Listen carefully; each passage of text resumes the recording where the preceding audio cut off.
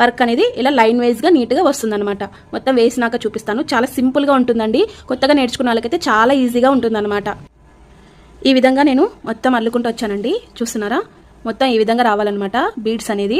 So లాస్ట్కి end point అనేది చూపిద్దామని చెప్పేసి నేను తీస్తున్నాను. ఇప్పుడు మనం ఎండ్ పాయింట్ అనేది ఖచ్చితంగా చూసుకోవాలండి. అటు ఇటు కాకుండా ఎలా పడితే అలా వేసారంటే మొత్తం మనం చేసిన వర్క్ అంతా బాగోదన్నమాట. ఇక్కడ మనం 4 చైన్స్ అనేది వేసుకోవాలి. వేసుకున్న తర్వాత ఇక్కడ మనం మళ్ళీ స్టిచ్ చేసుకోవాలి సరి చూసుకొని. ఈ విధంగా స్టిచ్ చేసుకున్న తర్వాత మళ్ళీ ముడి అనేది వేసేసుకోవాలి.